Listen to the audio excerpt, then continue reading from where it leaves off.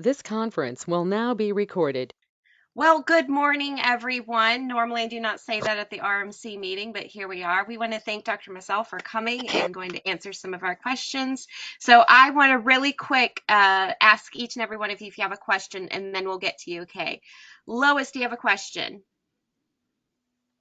Not right now, just... Okay. Yeah. And then Maria, do you have a question? No. Okay. Catherine, do you have a question? Okay. And then Nicola, do you have a question? Okay, you have a question. Okay. And then Brian, do you have a question? Nothing from me. Okay. Malik and Samantha, do you have any questions? Yeah, I actually have two questions that I wrote down. Okay, perfect. And then Amaka, do you have a question? Yes, I do. Okay. And then Anna, do you have a question? Yeah, many. Okay. And then Carissa, do you have any questions? And then Abina, do you have a question? Yes. Okay. Okay. Nicola, would you start us off? Dr. Msaouel. Hi everyone. Hi, Dr. Msaouel. Yeah, all it was a question. Have you ever come across anybody diagnosed with RMC that is white British, and unsure if they've got the sickle cell trait?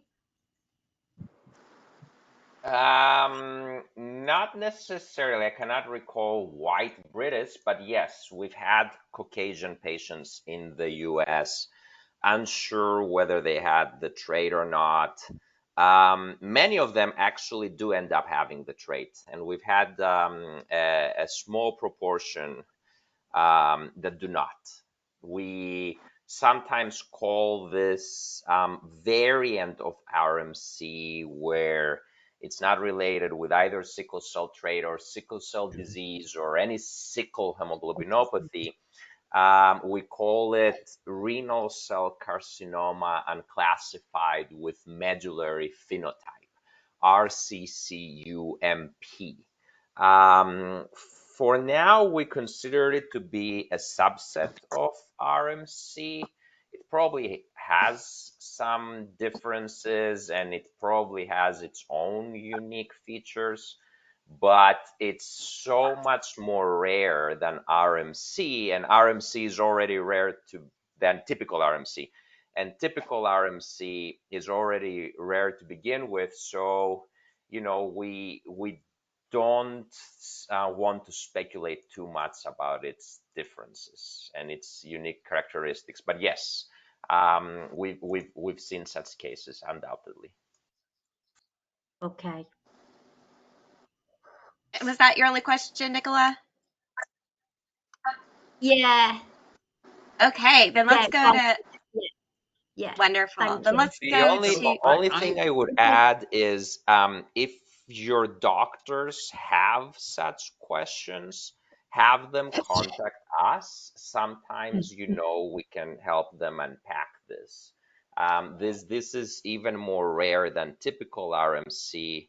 So if the oncologist or the physicians need some advice on that, they can contact us. Yeah, because I have I have a question that ties into this for Nicola, Dr. Msaouel, which is what's going on in terms of RMC research in the UK right now that you're aware of, and maybe Nicola might not be aware of? I haven't heard of anything RMC specific in particular. That doesn't mean that it doesn't exist, and I hope there is. There's definitely fantastic research in the UK about kidney cancer in general. But I haven't seen anything necessarily RMC specific right now. And that also doesn't mean that there won't be in the near future. As the research community grows and becomes more interested about this cancer. And how are they becoming more interested? Because we're showing them why it's interesting and why it's important. And so that motivates more and more people to do research, and that's the only way that we'll be able to crack this and one day cure everyone of this disease. Yes, because Indeed. I just we obviously I'm from the Ricky Casey Trust. If no one knows who I am, but we've had a contact just over the last few days of white British. So obviously never heard of it before. So this is all just a new thing over the last few days. So they're obviously waiting for the MDT meeting to see what the outcome of that is at the moment. So, but he, as far as I'm aware, is just white British and unaware that he's got sickle cell trait, or he thinks he hasn't. So The one thing that I would suggest when, in the UK or in any other place, because this is a good problem to have, but it's still a problem that we are producing knowledge about RMC faster than we can publish it. And sometimes, even if we do publish it, the nuances can be hard to catch when you read the literature, for the first time. And so if there are actual cases, established cases of patients with RMC, it helps for the physicians to contact us because we can guide them about which therapies could work and which could not, so they can learn from our mistakes, so they don't have to reinvent the wheel.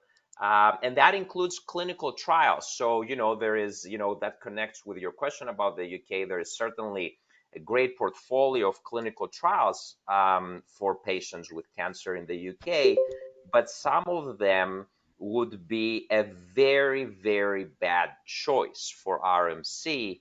And we haven't yet fully shared with the community why that would be, because when we do share it, we want to explain also what the next steps are. It just, there's a lag time, so that when the oncologists do contact us, we share that knowledge. You know what I'm saying? Like, we share the advice and we say, hey, that's probably not a good trial because we've already done that in the US or in Canada or in any other place, and it just didn't work out. So that way we don't have to have a patient undergo something that we know is extremely unlikely to work. okay. Wonderful. Thank you. And then Abina, I want to get to you because I know it's very late. So you go ahead.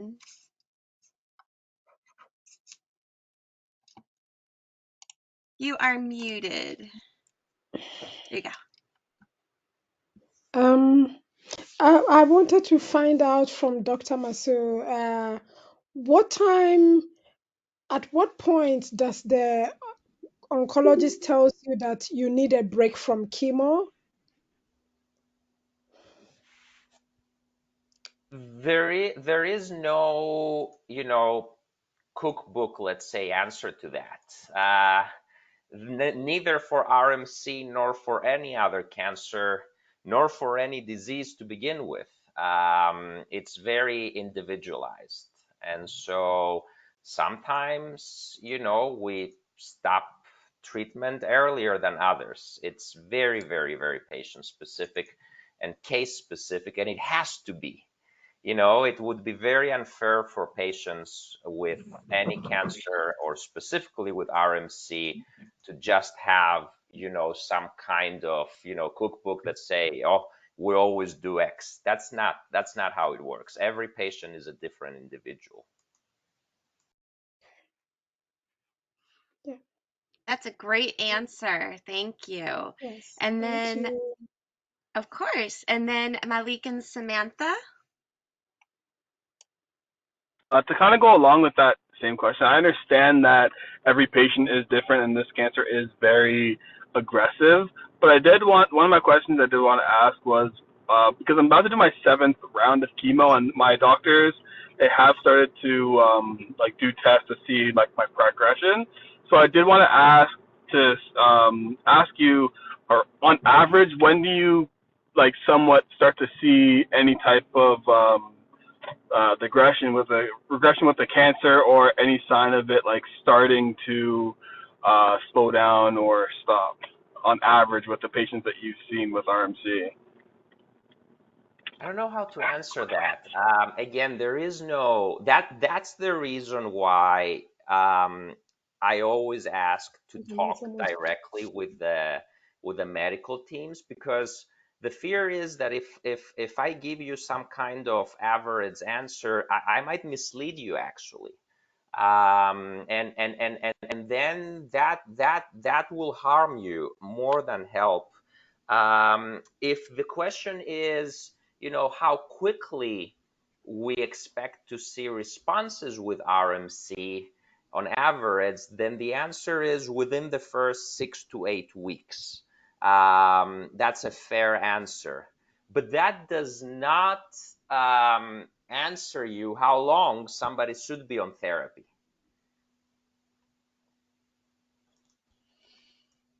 And then what was your second question?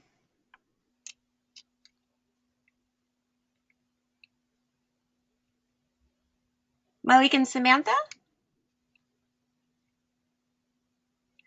They might be having some audio issues. So, Amaka, why don't we go back to you and I'll circle back to them. Sure. Good morning, Dr. Masu. I have been in contact with you recently. I just got approved for my insurance company to see you, so I'm super excited. My question is in regards to the upcoming trial. I just wanted to know if there was a sense of when it was going to start, and then I have a part B to that question. Yeah, so that's a great question. So one of the things that we try, and it's not an easy task. It really is not an easy task, is to try and have at least one clinical trial dedicated to RMC at all times. This is something that we have achieved for the past 5 years, and to highlight how gargantuan that is, how big of a deal this is. There are other kidney cancers that are potentially more common, let's say equally common, that never had that. Nobody has done that for those other cancers. Of course, our focus is RMC, and we'll be happy with what we have. But it shows how challenging it can be logistically to open these trials. This particular trial took a lot of effort, and it still does. Even before we had this meeting, I was dealing with opening that trial, and even after this meeting, I will be dealing with that as well. The nice thing is that the trial will provide access to the RMC community to an immunotherapy compound that is not accessible for most other cancers. And in fact, the company was telling us yesterday that we're one of a handful, and literally a handful, maybe even 3 trials, like 3 diseases that will have access as an investigational initiated trial to this regimen, which means that to them as well, this is precious, which means that everyone has to be careful, etc., etc. But it's coming. It should be open within the next few weeks. The idea is that we know, and that's why I keep saying that to oncologists that contact us. Unfortunately, standard immunotherapy doesn't work against RMC. And again, because we didn't have the time to publish this, and the literature can be misleading, it's the way it's structured. That's the way the academic literature work. It can be misleading. You saw it, when when there was this interaction with the COVID pandemic, it's the same thing that happens, with other diseases. The way science communicates with each other can sometimes be confusing and misleading even within us, but that's how we evolve. And what happens is that we try to communicate that standard immunotherapy doesn't work against RMC on an individual level, but on the upcoming, for example, Kidney Cancer Association meeting, because that's going to be viewed by a lot of oncologists, I'm going to state it very frankly so that people know. It's a good scientific avenue to do that. So we know that standard immunotherapy doesn't work, and but we also know that if we are to one day cure RMC for everyone, we have to figure out how to harness the immune system. And how do we know that standard immunotherapy doesn't work? Because we did the trial specifically for RMC. What is happening is that you have all of these trials of immunotherapy that enroll patients with every kidney cancer, and they enroll one patient with RMC, but one patient, how can you tell? So you just don't have the data. That's the advantage of dedicating trials specifically to RMC. That's how we move faster. And so this trial, we're obviously excited about it. And we believe that from the current portfolio of available immunotherapies, it has a better shot based on our research. But it doesn't mean, I don't want to mislead anyone, it doesn't mean it is going to work. Otherwise, it wouldn't be a trial. But, and why this is important, because if I think, oh, I'm going to do a trial and it's going to work 100%, then we're not going to be ready to improve things if things don't go our way. So what happens is we're already prepared for it either to work or it doesn't. And so no matter what happens with this trial, the RMC field will move forward. Why? Because if it doesn't work, we're going to get tissue samples and blood samples. And that's something I've been spending the past few weeks just on that, every hour, including the weekends. That's all I've been thinking about. How can we profile and analyze this sample so comprehensively that even if this doesn't work, the next one that we open, it will be even more convincing, of course, to various stakeholders to give us the funding to open it, because we'll have good research and it will have even more of a chance of working. That's how gradually we're going to get to the point of curing everyone. And then Abina, Amaka, what was the part B, or did Dr. Msaouel answer that? There's only a few minutes left. It was about evaluations, but that's separate. So I want someone else to go so that we can maximize the time.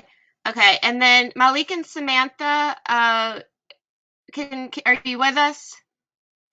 Yes, we're here. The other question I had, I just wanted to be quick with it, was last time I spoke with my doctor, they were speaking about potential of changing off of the platinum type of chemo just because my body may be, or my cancer may be resistant to it. I just want to ask Dr. Msaouel if there is a specific type of chemotherapy that would be next or beneficial after the cancer is known to be platinum resistant. Yeah, and this is something that didn't exist before. We recently have had an interview with the Rise Williams Foundation, and I had never met the family, and they told me the story of Rise, which is heartbreaking, and they told me that this was not too long ago, where he only survived 3 months from being diagnosed with RMC. And at that point, it was true that the best therapies, and I remember that point in time where most oncologists would say, you just give platinum and that's it. And, you you buy 3, 6 months or whatever, and that's it. The good thing about, us being organized and pushing and all of these things that are happening, including your support group, which makes a tremendous difference, is that that's not the case anymore. We have therapies, and that's why we have the RMC Alliance. This is, focused on both patients and treatment providers. And you will see we have a page where it says therapies. And in that page, we provide the therapies that have already been published in cancer, in RMC, to work in RMC that no longer responds to platinum. So the answer to your question is already on the RMC Alliance website, and published and available to oncologists. So the notion, that I remember it, that, oh, you give platinum and then you're done. I hear it. I remember oncologists saying that. I hear it less and less, and it's not true anymore, obviously. And it's also not true that RMC is incurable, because we're curing patients with stage 4 RMC. We're not curing enough. We're curing 5 to 10%, but we are. These are real people, and even when we don't cure, we certainly prolong life much more. It's no longer 3 months is the straight up answer. It no longer is. We've pushed so hard so that it no longer is. It's 12 months, 2 years. We're getting to an average of at least 18 months for every patient with RMC if you do things right. Is it perfect? Far from it. But the difference between 3 months and 18 months is meaningful. It is meaningful. But we shouldn't rest on our laurels and say, okay, we've done enough. We have these therapies. We know how to optimize them. That's why it helps a lot when oncologists contact us, because that way we can share our evolving knowledge, because we become better and better at optimizing them. So figuring out what will work best for you. It's not ideal. This happens in my free time. This is in many patients that I don't see in person. It's on my free time. I cannot keep track. I have to rely on the outside oncologists, but they help a lot, and it's understood, and it's certainly better than nothing. And so I really appreciate the medical teams that stay communicative and help out a lot. I wish we could do consults with everyone directly all over the world, but it is impossible. And at the same time, it takes so much time to make sure that the research is right, because RMC deserves correct, accurate research. And because we don't have a lot of centers right now, but more are growing, doing RMC research, it's a heavy burden on our shoulders to make sure that the things that we move are actually correct. It's different when you have hundreds of different groups debating with each other, and one controlling the other in a way. And in our case, it's a little bit more lonely. It's less lonely than it used to be, but it's still lonely. And because you guys know how important RMC is, and how devastating it can be, it's a huge responsibility. But we're pushing. We're definitely pushing, and we will keep pushing. I have said that on social media, and I believe it. Because we have to be honest to the community, and we have to set goals. And so the goals that we're setting is that by 2030, the average survival of a patient with RMC will be 5 years, and by 2040, we will be able to eradicate and cure most patients, essentially all patients with RMC. it may not be fast enough in some ways, but it is realistic, and I think it's feasible. We will do it. The trajectory we're having is taking us there, and this is the kind of thing that motivates researchers as well, because one of the things that happen with research, they're human beings, and if you keep being dark and pessimistic about this, they're just not going to devote the energy. But it's the opposite. We're showing, as to answer again your question, that there is progress. These are actual data, and you guys see it in your communities as well. You're experiencing the progress, and the same happens with the scientists and the clinicians. Great. And then Anna, take it away.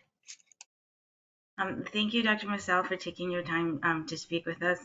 I know you're a very busy researcher and clinician, so I really appreciate you taking time to speak with us, RMC patients, and we're always grateful for the work that you do. You are like, I can't even describe how we all talk about you when we have our meetings. So I just want to say thank you. My question is in regards to the clinical trial that you're going to be starting later this month or soon with the immunotherapy. Since you said that immunotherapy previously hadn't worked in RMC, what data or what evidence is there to suggest that this particular immunotherapy regimen might have success with RMC? That's one question. And the other quick question is, since we know that RMC is very aggressive and it's a rapidly progressive malignancy, genetically, if you have metastases, are the metastases different in terms of their response to different regimens than the primary tumor? For example, I had very good response to carboplatin and paclitaxel on the primary site, but then subsequently had meds. Does that mean that genetically the meds are different than the actual primary tumor? Yeah, no, this is a great, these are fantastic questions. So the trial that is going to open soon is testing a new immune checkpoint inhibitor called relatlimab. It targets a pathway called LAG3.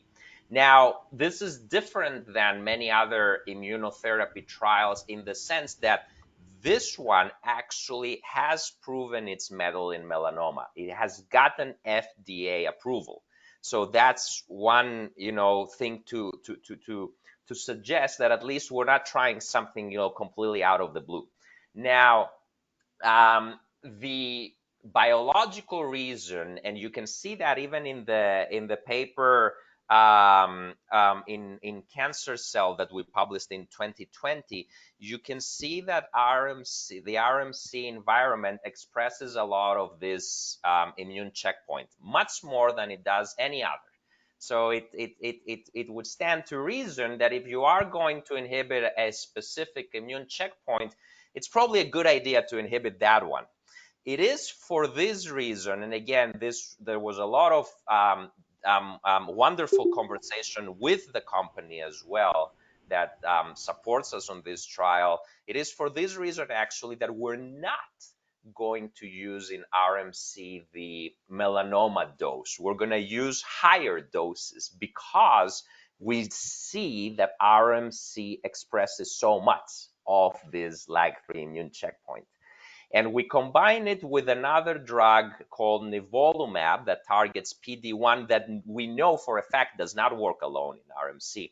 But we combine it because we also know for a fact that targeting LAG3 with relatlimab alone will not work. We know this in mice, and it wasn't approved alone. So what we're going to be doing is we're going to be combining nivolumab, which is the backbone that we need, with the relatlimab that will target very high levels of LAG3, and that's why we're going to be giving higher doses. We know it's safe. We worked a lot with the company to make sure that that high dose has been tested in other cancers.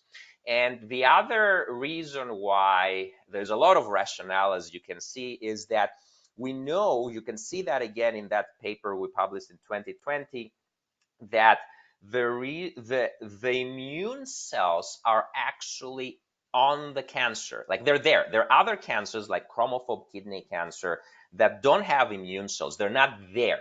We call them cold. If they have immune cells, we call them hot. And in RMC is hot. It has the immune cells. They're just not doing their job. And so what is that telling you? They're telling you that those immune cells are dysfunctional. They're exhausted. They are not, they need to be woken up. And that's exactly what targeting LAG3 does. Its point is to wake up immune cells. So that's the rationale from the trial. The second question is great, is another great question. I believe that they are different. In fact, the metastasis, we still need much more data. Again, I wish we could, like snap our fingers and get all of the data that we have for some other cancers for RMC. I really wish, but so in this particular case, I'm going to speculate about a lot of things, but at the same time, we are trying to test and validate these speculations. I do believe that that the cancer, the evolution of RMC is thus that certain metastatic sites behave differently. We learned this the hard way when we lost some patients that I will never forget, because I believe that those sites were behaving differently. And so that's the reason why it's so hard. It's so hard sometimes to explain this advantage that seeing so many patients with RMC gives you, because just this Friday, that tomorrow, I'm seeing 2 new patients with RMC, and then I'm seeing another new patient with RMC next Friday. That's 3 new patients with RMC in my clinic in just 2 weeks. And we see in my clinic, and that's not counting Nizar Tanir. So this is, Nizar Tanir and myself together. It's a lot of clinical experience. And, I remember we lost some patients and I could not forget it. And I started thinking, those metastatic sites are different. And we applied these concepts. And these are things that, you cannot just communicate immediately to the community. And we started applying this concept of, can we just target these areas? And I can tell you that there are some patients with RMC that are alive and likely cured of their disease. Some of them, maybe participating in this meeting, that are alive because this knowledge and this idea worked. And in fact, we're so convinced that there is something to that idea that that's another thing we're going to present to the Kidney Cancer Association meeting, so that oncologists and other physicians can start, thinking about these aspects more. Unfortunately, the idea of metastasis-directed therapy, and what does that mean? That means that I'm going to do radiation therapy, or I'm going to do surgery, or burn the cancer, or do things like that. It's a delicate concept, and it's something that, oncologists are still learning and debating about outside of RMC. So it's a fine line, and it becomes very, very hard to navigate when I try to help patients who we don't directly see. Sometimes I talk to the oncologist, and I even take a look at the images myself, or I have some other folks. Chad Tang is the guy that I got involved. We developed the concept of metastasis-directed therapy for kidney cancer overall, and this made a huge difference. But while we were developing it for kidney cancer overall, we didn't forget it about RMC, and we started testing it. And we made mistakes that in the first years that now people will not do because we teach them not to do them. And so Chad is going to also talk at the KCA meeting about how to do this in a way that maximizes the odds of getting a good answer. So, when oncologists communicate with me, if I think that, the team wherever there is, can benefit from the knowledge of Chad Tank or Jose Karam, our surgeon, or any of our other folks, I get them in contact with them. Thank you, Dr. Msaouel. And I know that we have gone a little bit over your time, so we thank you so much for that. We really appreciate you. Richie, do you have any closing thoughts?